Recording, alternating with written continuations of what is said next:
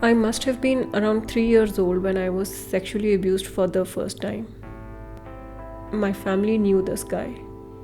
He made passionate love to me in my own house. I still remember his wet kisses, but he inserted nothing inside me. Thank God.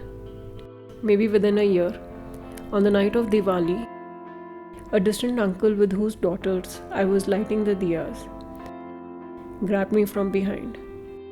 He put his hand in my underwear and started fiddling with my vagina. His two daughters of my age were playing next to me. He held me firmly, and I was so shocked that I couldn't move. He did not insert his finger inside me. Thank God again. I never told anyone about these incidents. At the age of 6 something, another guy seemed to have fallen in love with me. He was 18. I don't have the count of number of times he ejaculated on me, but never in me. Thank God again. But the smell of his sperm has never left me. I was always so passive and dead in the act. I remember he once asked, "I'll kiss you there, then will you kiss me here?" He kissed my vagina, and when my turn came, I didn't move or say anything. Around the same time, his younger brother once cornered me. He asked me to take my underwear off. I still don't know how I got the idea, and I told him, no. My mom has instructed me not to do so. I thank you, God, so much. I don't have any memory of this guy anymore. I was 16 when an NGO visited our school for child sexual abuse awareness. That day I cried, and I cried uncontrollably. This interaction enlightened me about a few things. One, what these guys did to me was wrong. All these years, I believed that this is a gesture of love, and everyone does it with everyone. 2. Because my parents and my immediate family never expressed such love to me, I thought that I wasn't loved by them. 3. It was now that I understood that there was nothing wrong when I felt disgusted and repulsive when I was being abused. Well, otherwise, I've had a normal life.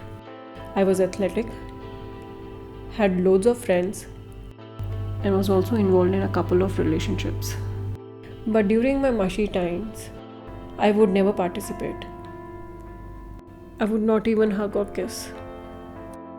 And sex? No way. That should be done only after marriage. At the age of 27, I married my boyfriend of 7 years. Within the next few days, I was hit by the realization that I'm scared of the intercourse or anything entering my vagina. Even my own finger would scare me. We tried a few remedies like the gel, getting drunk, homeopathy, and finally the surgical removal of my hymen. But throughout these 6 years, I knew this was my mental block. But what will fix it? I was clueless. My husband waited endlessly. After 7 years of courtship and 6 years of being married, I convinced him for separation. We still love and care for each other. Something happened and I ended up at a psychologist. That's when I figured that my problem can be healed. In fact, we also discovered that there were a few other deep-rooted issues connected with the sexual abuse. Yeah, my husband and I never got this idea earlier. For 30 years, I lived with these memories of abuse. I shared them with a few people, including my husband, and later with my siblings too. I spoke freely and without any trauma.